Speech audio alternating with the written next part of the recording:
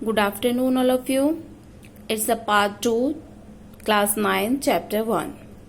Let's continue the characteristics of your particle.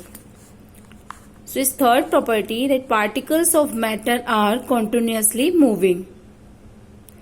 Matter में जो particles हैं, जो मैटर के पार्टिकल्स हैं, वो लगातार मूव करते रहते हैं. How we show this? By this activity 1.3. Put an unlit incense stick in a corner of your class. How close do you have to go near it so as to get its smell? Now light the incense stick. What happens? Do you get the smell? Sitting at a distance, record your observation. Means in activity 1.3 it says एक incense stick आप इसको घर में करके देखेंगे. एक अगरबत्ती लेनी है आपको और उसको जलाना नहीं है, उसको रूम के किसी भी कॉर्नर पे रख देना है.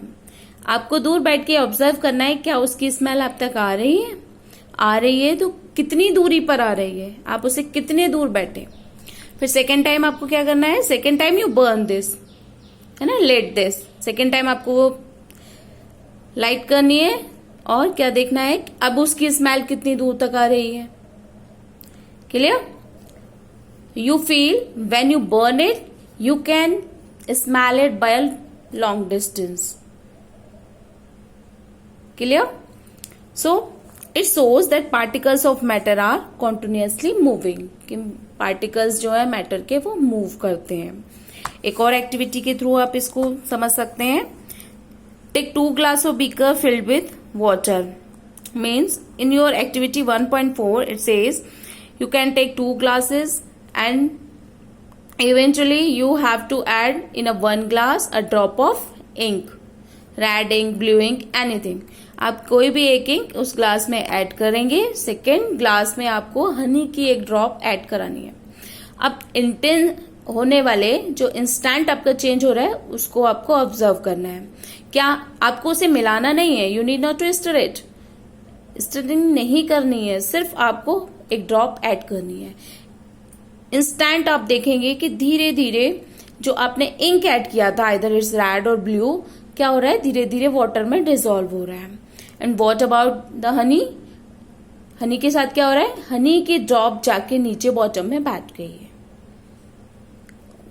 तो दोनों के पार्टिकल्स मूव तो कर रहे हैं लेकिन डिफरेंस है. After few hour you observe it again, कुछ आवर्स के बाद में, और you can observe it after 1 day that both the solution eventually similar.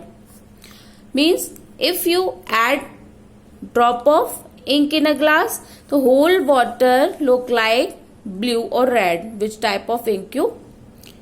Means matter, your particles of a matter distributed eventually, है ना. आपके जो मैटर के पार्टिकल्स हैं वो बराबरी पूरे सॉल्यूशन में क्या हो गए, डिस्ट्रीब्यूट हो गए.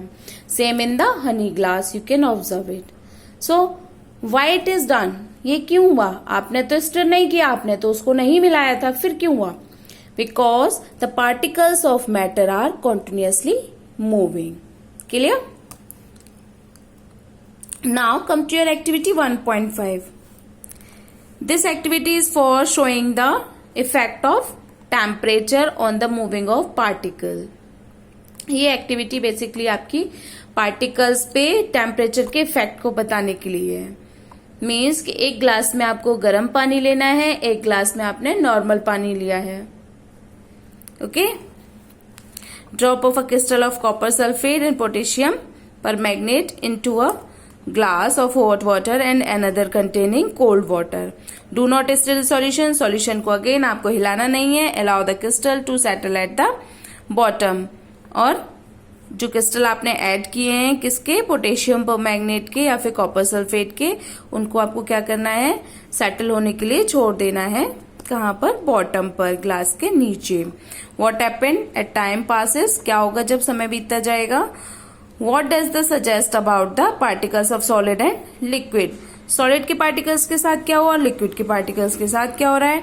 Does the rate of mixing change with the temperature, why and how. क्या टेम्परेचर का चेंज इनकी मिक्सिंग पे कोई इफेक्ट डालता है या नहीं डालता है? So we all know this. You can do it by the sugar solution. If you don't have copper sulfate or potassium permanganate, you can do it by the sugar. Add, take a 1 glass of hot water and a normal water. Add 1 spoon sugar in it and leave it for the settle out. You can observe after some time that the hot water, in which glass you taken hot water, is perfectly mixing and in a less time. So particles of matter are continuously moving, that is they possesses what we call the kinetic energy. Means as how the particles of matter continuously moving means particles को move करने के लिए कुछ energy चाहिए. That energy is known as kinetic energy. Clear? तो particles having kinetic energy, और by increasing the temperature this kinetic energy of the particle also increase. ये particle जो मूव कर रहे हैं किसी एनर्जी से कर रहे हैं, और वो एनर्जी क्या है? Kinetic energy.